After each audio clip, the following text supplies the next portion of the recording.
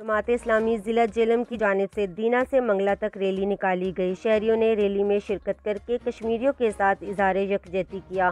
مزید تفصیلات بتا رہے ہیں Muhammad Nabeel Hassan, bureau chief GSTV UK Jhelum اپنی رپورٹ میں۔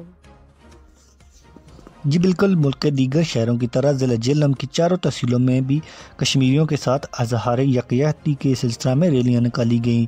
کشمیریوں کے ساتھ اظہار یکجہتی کے لیے جماعت اسلامی ضلع جہلم کی جانب سے دینا سے منگلا پل تک ریلی نکالی گئی۔ میرپور اور منگلا کے درمیان پل پر ہاتھوں کی زنجیر بنا کر اظہار یکجہتی کیا گیا۔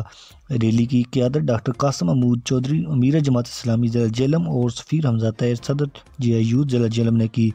ریلی میں جماعت اسلامی، GIU، جمعیت طلباء کے ارکان و کارکنان سمیت شہریوں کی بڑی تعداد نے شرکت کی۔ شہریوں نے ہاتھوں میں پلے کارڈ اور پینا فلیکس اٹھائے ہوئے تھے جن پر کشمیریوں کے ساتھ اظہار یکجہتی کے الفاظ درج تھے۔ بھارت کے خلاف نعرے بازی بھی کی گئی۔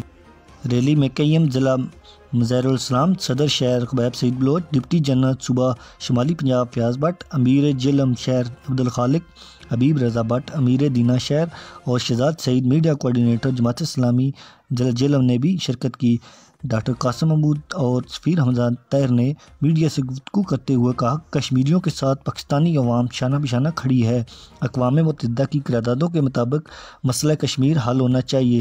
وزیر اعظم اور آرمی چیف کو اس مسئلے کو حل کرنے کے لیے ایک اہم اقدامات کرنے ہوں گے۔ پاکستانی عوام کشمیریوں کے ساتھ آج ریلیاں، سیمینار منعقد کر رہے ہیں۔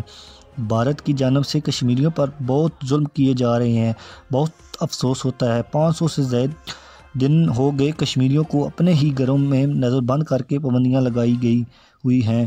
بھارت کی جانب سے کشمیر میں بھارت شہریوں کو رہائش پذیر اور ان کو ڈومیسائل دینے کی بھی مذمت کرتے ہیں۔ کیمرہ مین شہزاد سعید کے ساتھ محمد نبیل حسن، دینا، جہلم۔